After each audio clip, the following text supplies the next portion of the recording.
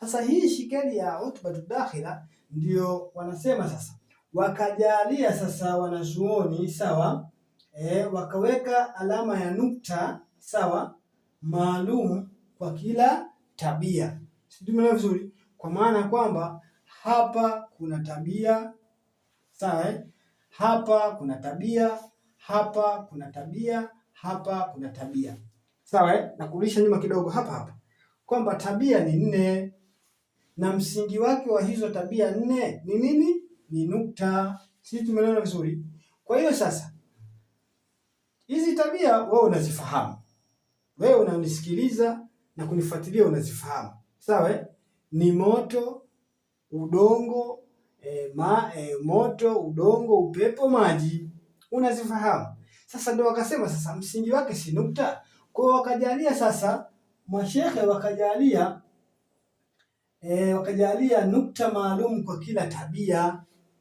Nukta maalum ni zipi? Nukta maalum ni hii shikeli ya utbatu dakhila sawa. Kwa hizi ni nukta maalum. Kwa hapa kwenye nukta 2 wakajalia tabia. Hapa ndio nikasema hapa kuna tabia, hapa kuna tabia, hapa kuna tabia, hapa kuna tabia. Tabia gani? Inshallah tufuatane taratibu, mtanielewa na mtanielewa vizuri na mtaondokewa na vigugumizi. Sawa?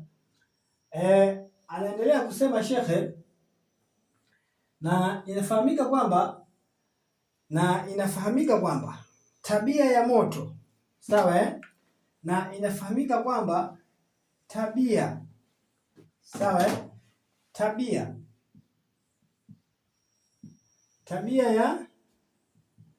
ya moto hii, tabia ya moto hii sawa, anasema ni nyepesi, ni nyepesi kuliko tabia nini? Ni nyepesi kuliko tabia ya upepo, sawa. Na tabia ya upepo ni nyepesi kuliko tabia nini? Kuliko tabia ya maji. Na tabia ya maji ni nyepesi kuliko tabia nini? Kuliko tabia ya udongo, sawa. Na tabia ya maji ni nyepesi kuliko tabia nini? Ya udongo, sawa. Sasa kama tabia ya moto ndio imeanza ni nyepesi kuliko tabia ya upepo, na tabia ya upepo ni nyepesi kuliko tabia ya maji, na tabia ya maji ni nyepesi kuliko tabia ya udongo, kwa nini iwe hivyo? Kwa nini wapange hivi? Sawa? Kwa nini wapange hivi? Wamepanga hivi kwa sababu kuu moja, kwa sababu kitu chepesi, sawa? Kitu chepesi kwa kuwa kitu kizito, sawa? Kitu kizito hubeba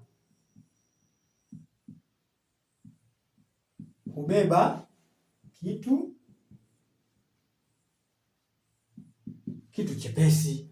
Simuelewa vizuri. Wamefanya hivi kwa sababu kitu kizito hubeba kitu chepesi. Sasa kitu kizito hapa ni kipi katika hivi vitu vinne? Sawa? Katika hivi vitu vinne, kitu kizito ni kipi? Sawa? Kitu kizito ni kipi? Kitu kizito hapa ni udongo, na kurudisha sasa kupanda juu. Sawa? Kwa maana ya kwamba udongo ni mzito. Udongo ni mzito kuliko maji, na maji ni mazito kuliko upepo, na upepo ni mzito kuliko nini? Kuliko moto. Kwa hiyo udongo ndio kitu kizito kuliko vitu vyote, yaani udongo ndio kitu kizito zaidi katika vile vitu vinne. Kwa hiyo ndio maana udongo umekuja hapa chini, kwa sababu hivi vitu vitatu vimebebwa na nini? Na udongo. Ndio akasema kwa sababu imepangwa hivyo, kwa sababu kitu kiasili kabisa, kitu kizito hubeba kitu chepesi. Kwa udongo, kwa sababu ni mzito, ndio umebeba vitu vyote vingapi? Vitatu, ambavyo ni vipesi. na akasema kwamba na kitu chepesi hakiwezi kubeba kitu kizito abadani asilani. Sisi tumeelewana vizuri eh?